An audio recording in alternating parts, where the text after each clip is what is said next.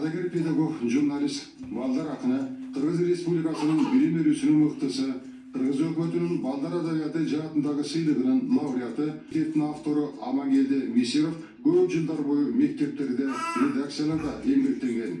Мен да ушул тапта 82-ге келген ата, чоң ата катары келечегибиздин ээлери боло турган балдарыбызга таалим берүүнүн педагогикалык жолун тандап алганмын.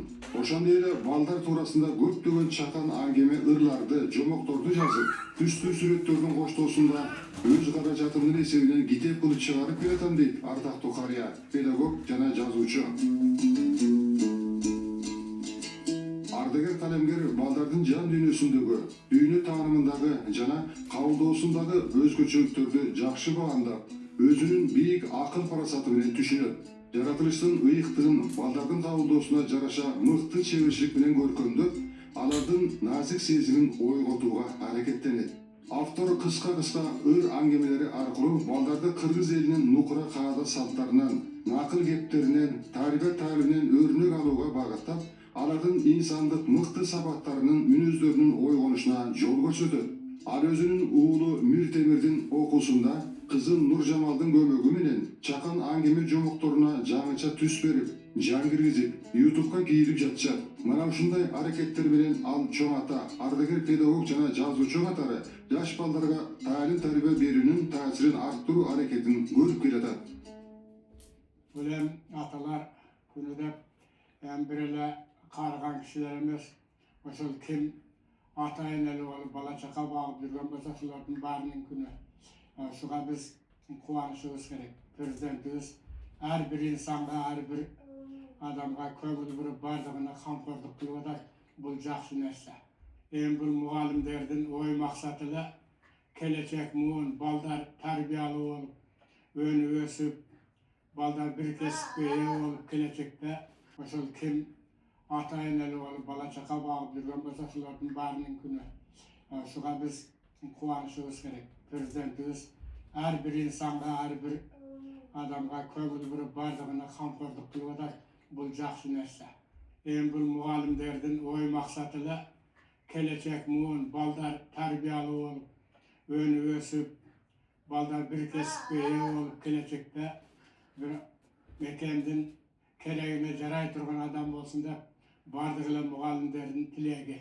Балдардын жан дүйнөсүн таанып, ошолорго көнүп кеткенден кийин мен алар жөнүндө алар эмнени каалайт, аларга эмне керек, эмнеге окутуш керек ошону байкагандан кийин мен балдарга анча ырларды, жомокторду, аңгемелерди жазчу болдум. Ал ырларым, аңгемелерим, жомокторум республикалык газета, журналдарга чыгып турду. Балдарды кургол койбойн деп, кийин дагы аракет кылып, мынандай бир топ китептерди чыгардым. Ошол китептерди чыгарып алым жетинче 500 нуска, же болбосо 1000 нуска да ушул китептерди чыгарып, анан балдарга, мектептерге өзүм таратчу болдум. Анткени сата турган, китеп сата турган жерде жок. Анан балдарды өзүм мектептерге аралап, мына эки жерде Курманжан Датка мектеби, Керметова мектеби, биягы Арабанга чейин барып, ал эмес ушу Дордой базарына дагы өткөрүп балдар окуп калсын деп. Ошол китептердин бардыгын мен ошолорго өткөрүп балдарга жетип калсын деп ошол аракетти кылдым. Катуу тийип баланы басынтпаш керек. Андан көрө сен жакшы бол. Сен урлук кылба, ушак сүйлөбө деп эле койсоң, аны менен болбойт. Ошону бир көркөм адабият аркылуу кеңири жеткириш керек. Бала качан ошол жакшы жаманды жомоктон, аңгемеден, ырдан окуган мезгилде ошондо гана таасирлүү болот. Келечекте ошо жаратылышты сүйүп, ошонун баа баркына жетип өссүн деген маанда жаратылышка да көп кайрылдым. Майда курт кумушкулардан тартып тээ көөгө чейин бардык нерсе балдарга керек. Буга балдар кызыгат. Мына ошолорду мисал кылып, жакшы жаманды, оң кетирини, чындыкты, жалганды ошонун бардыгын мисал кылып жомокторду, аңгемелерди жаздым. Китебиңиздин баасы чыгарган наркы 100 сом турса, аны 20 сомго 30 сомго сатып, балдарга жеткирип берип турат экенсиз. Бул эмне деген акманы түшүнүрөт? Балдардын көбүнүн колунда тиини жок. Алар ошо мектепте тряпкага, борго акча чогултуп калган мезгил. Ошондой мезгилдерде анан мен ушу балдарга китеп жетип калсын, ушуну окуп калсын деп özüm kımbat çıkarsam dağı arzan bağda nasıl yetkilişke hareket kıldım. Köyün baldarga beker da verdim, kayrımdığını kılgan yerlerine beker verdim. Bunu al jönde gezipler, dağı yazıptır.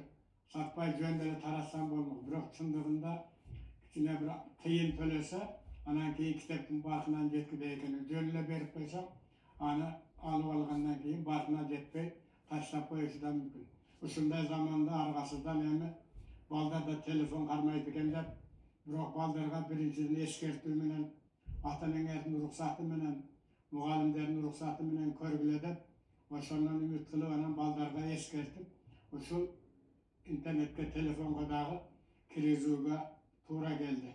Argasdan şunu bayağı kızım Nurjamal şunu baykap bilip çıkarmalarımız jakşı eken, şunu YouTube'ga kirgizeyli, el okusun, bardığına jetsin.